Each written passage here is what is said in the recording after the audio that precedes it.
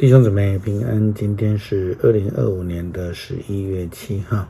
今天的经文是诗篇17篇第1节到第9节，创世纪38章第1节到26节，使徒行传24章第10节到21节。今天要跟大家分享的主题是义与不义。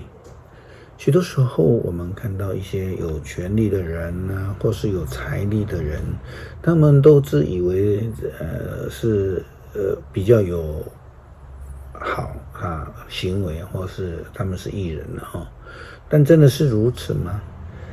根据圣经的标准，有钱财有权柄自以为行为好的人并不等于是义人。创世纪38章第1节到26节这一段经文记载了相当不寻常的情形，特别是对现代人而言是有一点的诡异，但是当时候却是一种常态。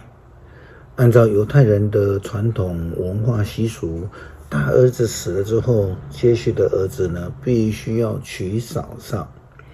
这样的事情发生在犹大的家庭，但却因为儿子一个接一个的死了，犹大就后悔了，他就不按照犹太人的习惯来为之了因此就发生了今天经文所记载的这样的一个过程跟事情大约在那时候，犹大离开他的兄弟们，去跟一个亚杜兰人希拉住在一起。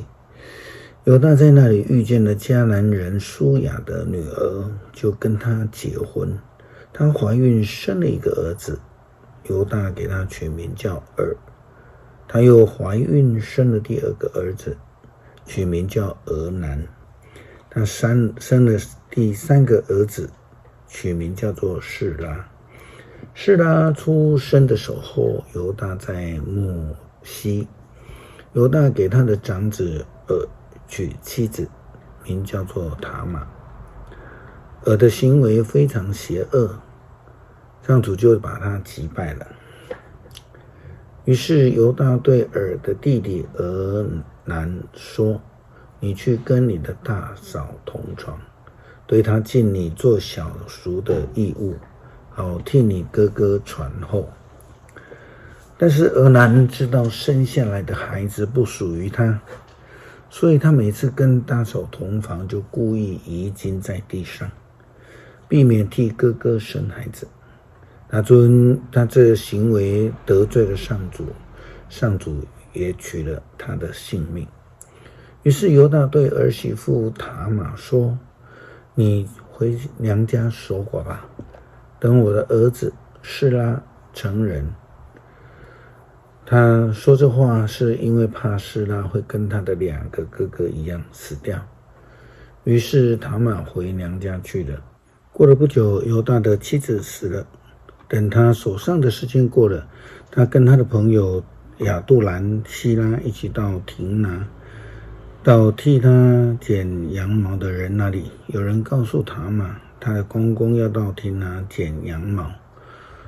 他就脱下守寡的丧服，用帕子蒙脸盖住自己，坐在通往亭拿的伊拿印城门口。因为他知道犹大的幼子示拉已经成人，可是还没有来迎娶她做妻子。犹大看见她的时候，以为她是妓女，因为她蒙着脸。犹大不晓得她就是自己的媳妇，走到路边找她说：来吧，让我跟你睡觉。她说：你跟我睡觉要给我什么呢？他回答：我从羊群当中取一只小山羊给你。他说：那好，在你送山羊来之前，你要留一些东西作为抵押。他问：你要什么东西做抵押？他说：你的印章带和你的拐杖。于是犹大把这些东西都交给了塔玛，他们就同床，塔玛就怀孕。塔玛回娘家去了，拿掉蒙脸的帕子，再穿上守寡的丧服。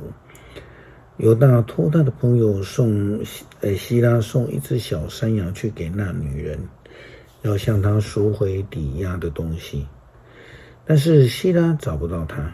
希拉问伊拿印地方的人，路边那个寺庙娼妓在哪里去了？他们回答，这地方从来没有寺庙娼妓。希拉回到犹大那里去，对他说，我找不到他。当地的人说，这地方从来没有寺庙娼妓。犹大说，那些东西给他算了，免得我们被人讥笑。我有意要送他山羊，可是你找不到他。大约过了3个月，有人告诉犹大，你的媳妇塔玛当了妓女，而且已经怀孕了。犹大怒喊，把他拉出来，烧死他。他被拉出来的时候，托人告诉公公，我是从这些东西的主人怀了孕。你看这个印章和印章带，还有这根拐杖，东西是谁的？犹大认得这些东西，就说他比我更有理，我没有对他尽应尽的义务。我本应该叫我的儿子使他跟他结婚。从此以后，犹大就不再跟他同床。犹大听到有人向他报告说自己的媳妇当了妓女之后，就准备对他的不义行为来处罚他。但是后来发现是因为自己的不义之行才发生这样的事情，而且还是自己的荒唐行为。他就说他比我更有义，他比我更有理了。保罗虽然被犹太人诬告，但是他却是把握了每一个机会来传扬福音，见证复活的基督，使人人都有机会成为义人，领受救恩。即便是面对的地方官员分封的王还有罗马的巡抚，我们说总督，这个被抓受审的保罗仍然尽力的行义。使徒行传24章第10节到23节，这时候总督向保罗示意要跟他说话。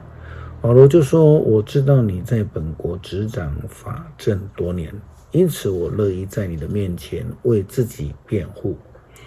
你不难查明，从我上耶路撒冷去礼拜到现在只不过是12天，他们并没有看见我在圣殿里跟任何人辩论，也没有看见我在会堂或是城里其他的地方煽动群众。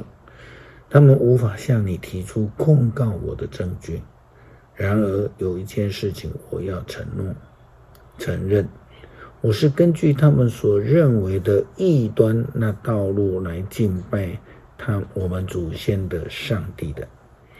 我也相信在摩西的法律和先知书上所记载的一切。